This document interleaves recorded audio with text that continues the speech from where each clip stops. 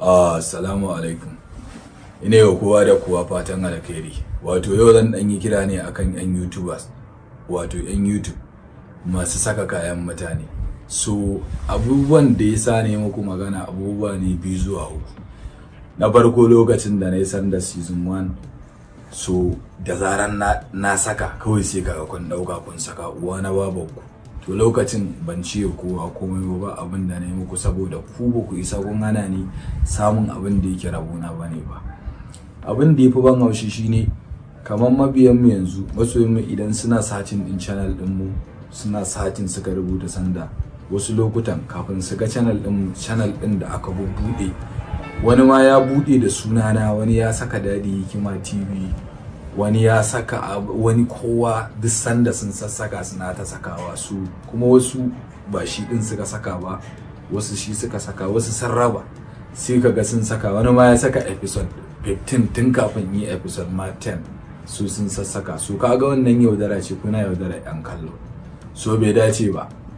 Yanzu da na dawo season 2 na saka yau wajen akalla ina ji episode wajen 6 to 7.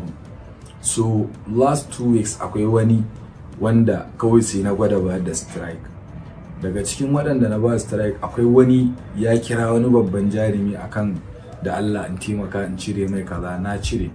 Akwai wani ma da ya rika yi min magiya yana cewa wai yana da iyalai su da channel din ne yake ciyar da su. Kaga haramun kake ciyar da su.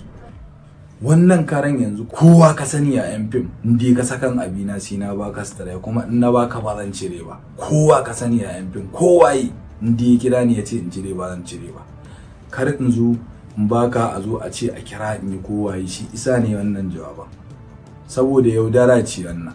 Saboda haka idan ka yadda to mu zauna lafiya, in kuma ka ce sai ka saka to normal ka saka, zan lalata ma channel.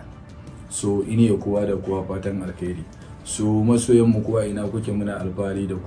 Channel din da zaka samu sanda original shine Dadi Hikima, wacce take da subscribers wajen 140 da danka. Saboda haka idan kunne ya ji jiki ya tsira. Ine kowa fatan alkhairi. Kuma danna alamar ga wata